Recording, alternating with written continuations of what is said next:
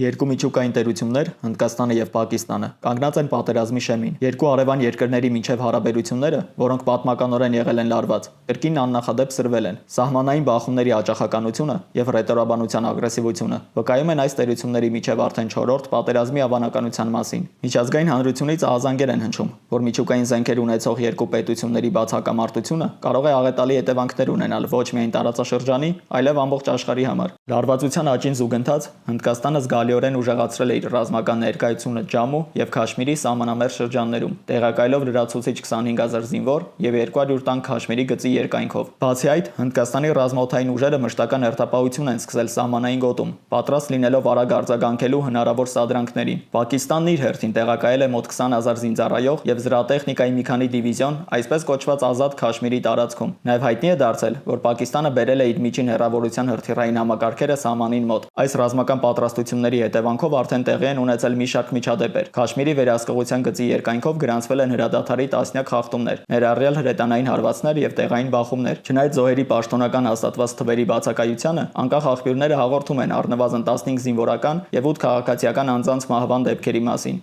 Բացի ռազմական բախումներից, գրոհային խմբավորումների գործողությունների ակտիվացում է նկատվել Քաշմիրի ամբողջ տարածքում, ինչը հանգեցրել է տեղի բնակչության զանգվածային տեղահանության, առաջացնելով մարդասիրական ճգնաժամ։ Ոչ պակաս մտահոգիչ են դիվանագիտական և տնտեսական պատժամիջոցների հետևանքները։ Ինդոսի ջրերի մասին համաձայնագրի սառեցումը սպառնում է Պակիստանի գյուղատնտեսական հատվածին, որը խիստ կախված է այդ ջրային համակարգից։ Միևնույն ժամանակ, օդային տարածքների փակումը զգալիորեն վնասել է երկու երկրների ավիացիոն ընկերություններին և խաթարել տարածաշրջանային տրանսպորտային հոսքերը։ Առևտրային փոխանակումների դադարեցումը հանգեցրել է որոշ ապրանքների գների կտրուկ աճի, հատկապես սահմանամերձ շրջաններում։ Այս զարգացումների պատճառն ու առիթը ապրիլի 22-ին Փահլագամ քաղաքում տեղի ունեցած ողբերգական միջադեպն էր։ Այդ օրը Ջամու և Քաշմիրի գեղատեսիլ զբոսաշրջային վայրերում անհայտ զինյալները կրակ բացեցին զբոսաշրջիկներով լի ավտոբուսի վրա, սպանելով 26 մարդու, 25 հնդիկ և 1 նեպալցու։ Տասնյակ այլ մարդիկ ստացան տարբեր աստիճանի վնասվածքներ։ Սա համարվում է վերջին երկու տասնամյակի ամենաարյունալի ահաբեկչական հարձակումը Քաշմիրում։ Հնդկաստանի կառավարությունն անմիջապես մեղադրեց Պակիստանին, քանի որ հարձակման պատասխանատվությունը ստանձնել էր Իսլամաբադի հովանավորությունը վայելող Դիմադրության ճակատ խմբավորումը, որն ըստ Նյու Դելհի կապեր ունի Պակիստանում գործող